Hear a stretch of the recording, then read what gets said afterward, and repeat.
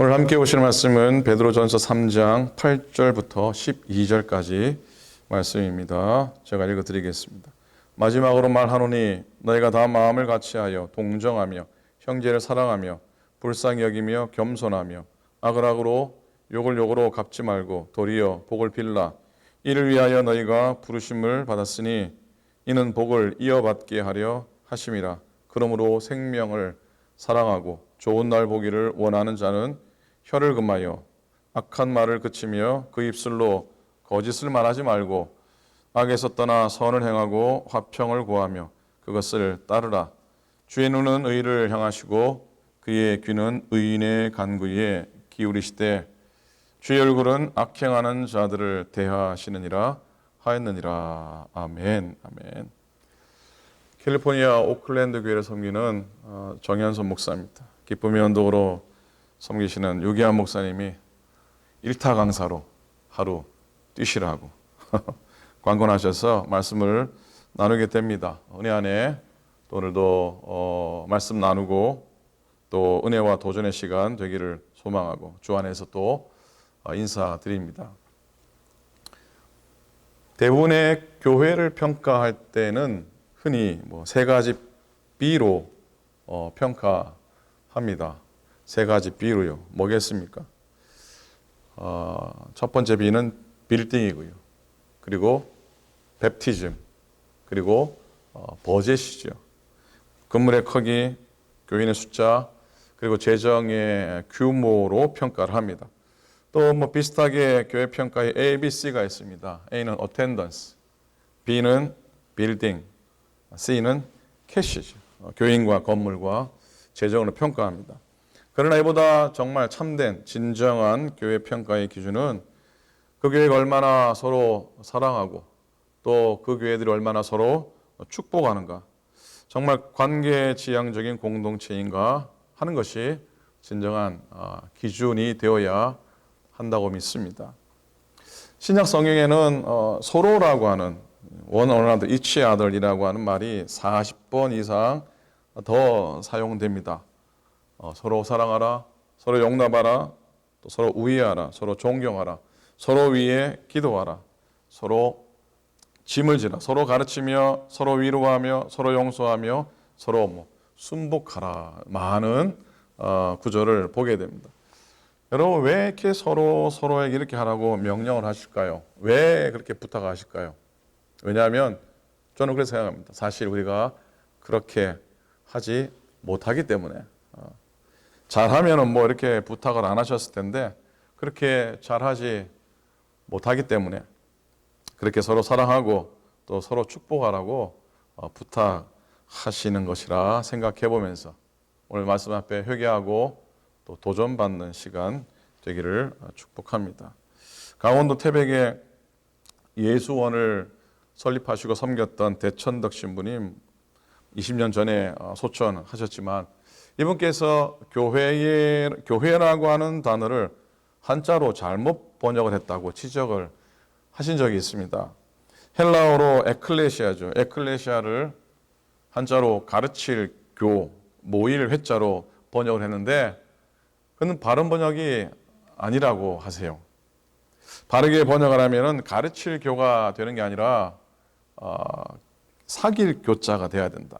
사귈 교와 모일 회로 번역을 해야 이게 맞는 번역이라 그렇게 말씀을 하셨어요. 왜냐하면 교회란 성삼위일체 하나님과의 사귐과 또 교제 속에서 또 교우들 간에 서로 섬기고 또 배우고 또 나가서 전도하는 곳이기 때문에 성경적인 관점에서 보면 정확히 번역을 한다면 사귈 교자와 모일 회자로 번역을 해야 한다고 그러셨는데 공감이 됩니다.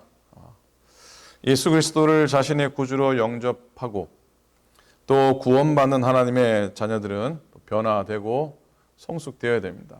그걸 조금 신학적인 단어로 표현한다면 성화라고 할 수 있을 겁니다. 성화.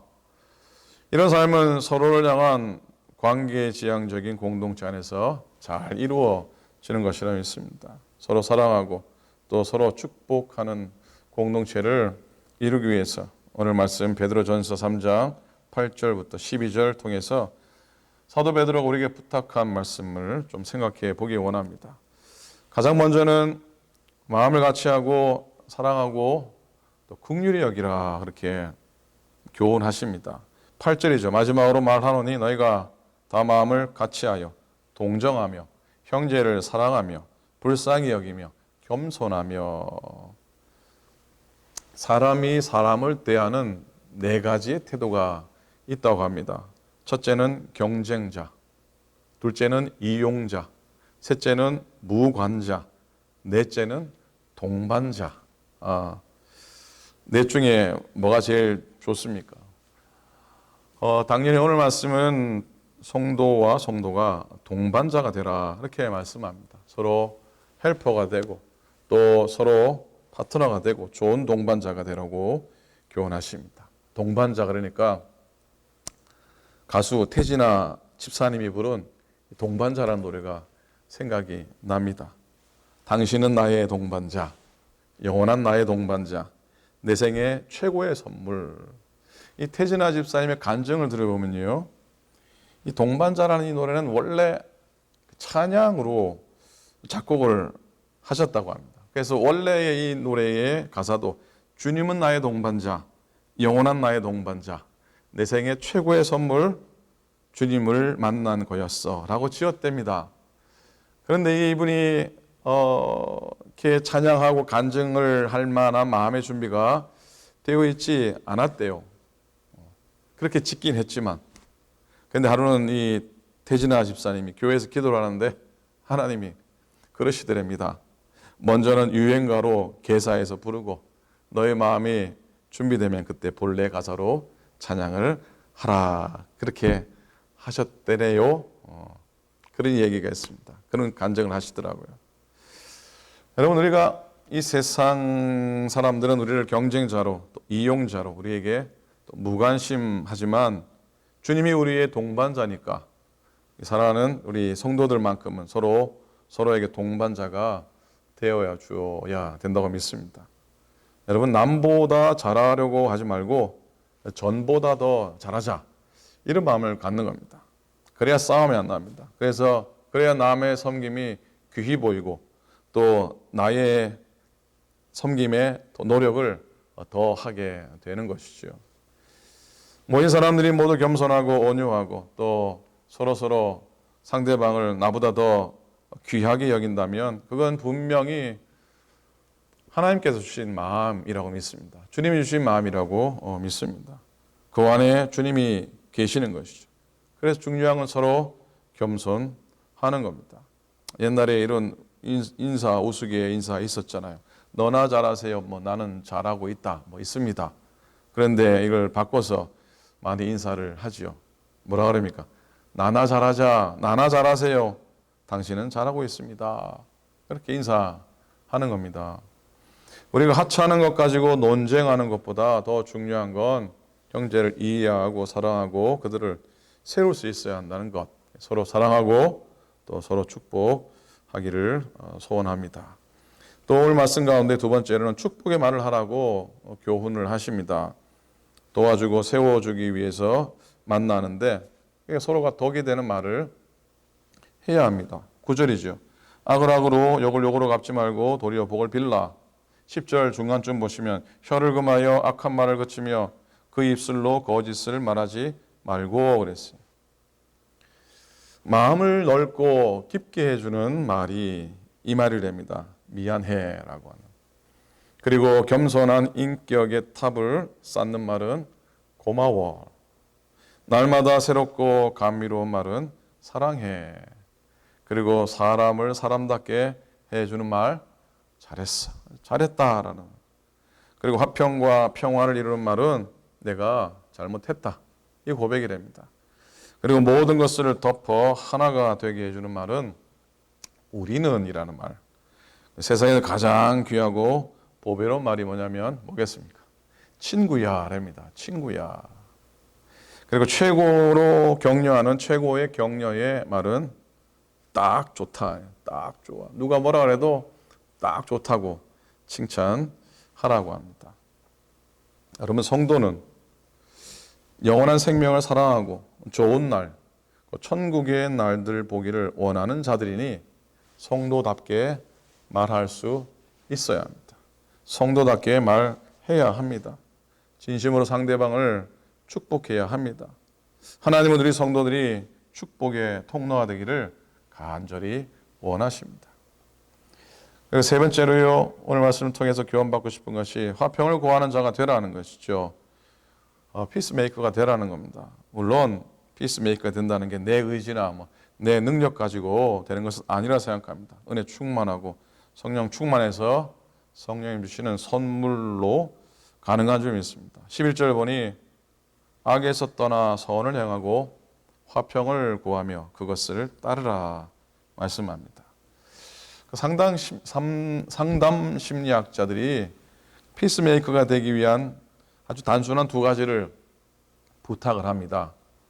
첫 번째는 뭐냐면 다른 사람의 견해를 경청하라.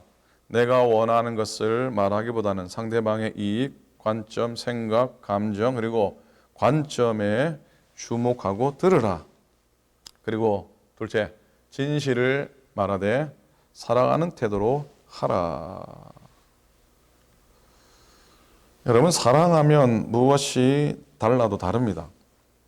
표정이 다르든지 아니면 말투가 아니면 행동이나 눈길이 다 다릅니다. 무엇보다도 마음 씀씀이가 달라집니다. 그래서 헌신과 섬김의 모습이 확 달라지는 것이죠.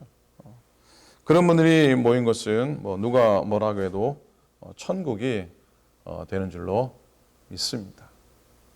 여러분, 우리가 수월하고 편한 것을 찾기보다 때로는 또 어려움이 있고 또 아픔이 있어도 주의 은혜로 회복함을 얻고 하나님의 은총으로 능력으로 십자가의 능력으로 사랑을 회복하는 곳에 늘 설 수 있기를 바랍니다. 때로는 부대끼죠. 때로는 스트러글 할 때도 있죠. 그러나 그 과정 속에서 더 강해지고 더 든든해질 줄로 믿습니다. 오늘 마지막 구절을 세 번역 말씀으로 보면요. 주님의 눈은 의인들을 굽어보시고 주님의 귀는 그들의 간구를 들으신다 그랬어요. 이 말씀을 읽는데요. 생각나는 찬양 가사가 하나 있었습니다. 하나님 눈길 머무신 곳 그곳에 내 눈 머물고 하나님 손길 닿으신 곳 그곳에 내 손 닿으리. 하나님 마음 두신 그곳 그곳에 내 마음도 두고 하나님 계획하신 그곳 그곳에 내 삶을 드리리라는 찬양 가사였어요.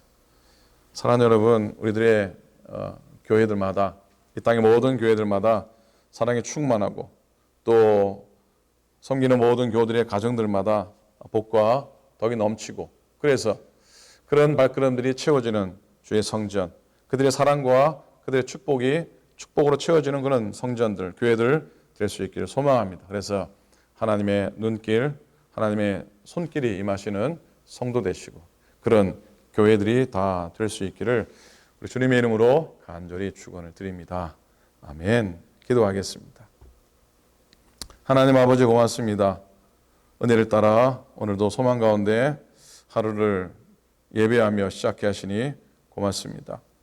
베드로 사도의 교훈의 말씀들 우리가 도전받게 도우시고 또 서로 사랑하고 또 서로 겸손하고 덕이 되는 말을 하게 도와주시고 하나님 이 모든 것들 위에 주의 은혜의 능력을 도해 주셔서 하나님 정말로 하나님의 기쁨이 되는 복된 한 날 하나님의 눈길이 임하고 하나님의 손길이 임하는 축복된 교회와 가정과 심령을 낼 수 있도록 인도하여 주시옵소서. 모든 것을 감사드립니다. 우리 주님 예수 그리스도 이름으로 기도드립니다. 아멘, 아멘, 아멘.